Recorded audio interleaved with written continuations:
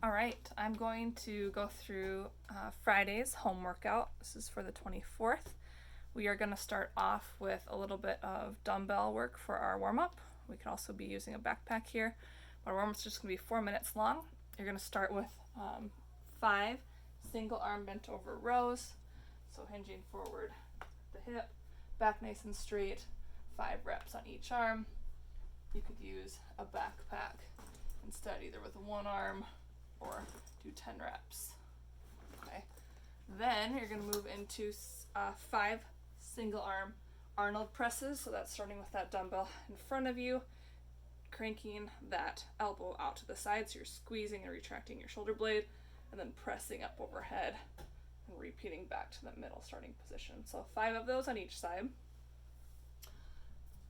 If you don't have access to a dumbbell, even practicing just some W's where you're squeezing those shoulder blades together and then pressing up with both arms overhead would be a good alternative just to activate the shoulders. You're going to finish each set with 25 feet of high knees and then 25 feet of butt kickers. If you don't have space for that, you can just do them in place. I would do about 20 reps of each. So high knees, butt kickers. Okay, so 4 minutes going through those 4 movements as many times as you can. Then you're going to move into a 12-minute long workout, okay? This is going for as many rounds and reps as possible.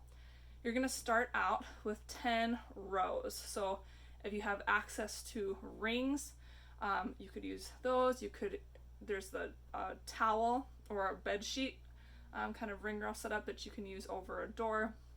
You can look that up online, but make sure you have a nice sturdy knot in one side, and then you shut the door and you pull with the door pulling towards you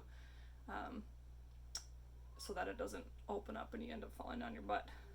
So you can use ring rows there, or we'll use weighted bent over rows with a backpack or a dumbbell. So if I'm doing one heavier weight, I would go 5 and 5 on each side. If I have a couple lighter weights or a backpack, I'm going to do 10 bent over rows, just like I did in the warm-up. Okay, we're focusing on pulling the dumbbell back in towards the hip for the backpack, back in towards the hip, really squeezing those shoulder blades at the top of the rep. Your second movement is 5 shoulder to overhead on each arm. So shoulder to overhead means that you could strict press, meaning you're not using your legs. You could push press, where you dip and drive, or you could push jerk, where you drop back underneath the weight. And if you wanted to get really fancy and just work on some footwork, you could even split jerk and stand back up. Okay.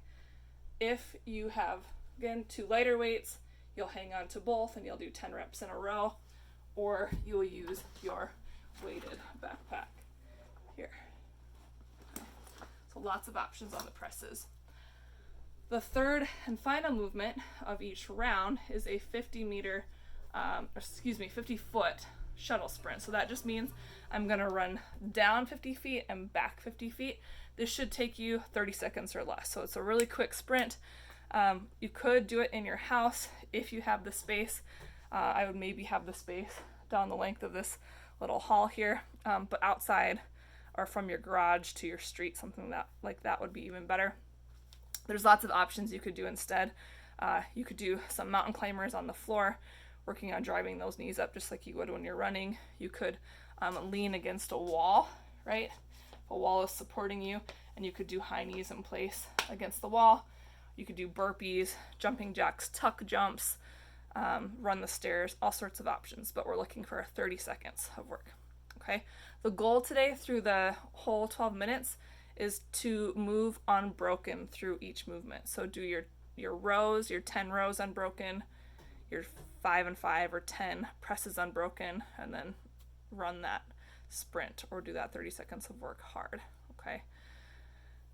Once we finish that AMRAP, you're going to move into an optional core finisher. Okay.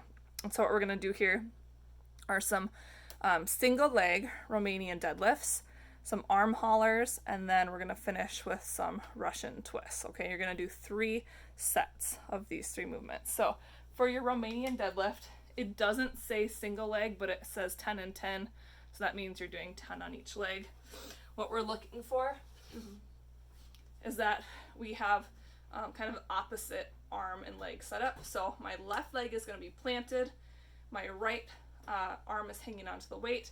I'm going to focus on setting my shoulders back, hinging forward at the hip, anchoring my foot into the ground, staying balanced, and standing. Okay, what we're looking for here is making sure we move slow and control, and as our chest comes forward, our back leg comes back, and we keep that weight nice and close to our leg on the way down. We're not letting it track way out in front of us. Okay, so 10 reps there on each side.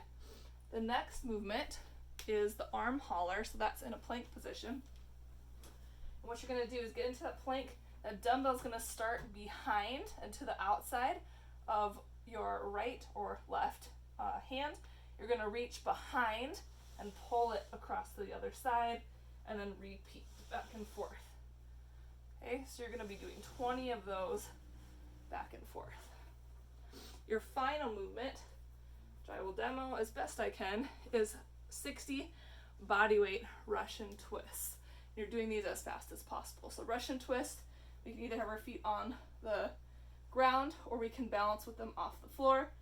I like to just hold my hands kind of like the, like a praying position, or hands clasped, and you're just going to go from side to side as quick as you can.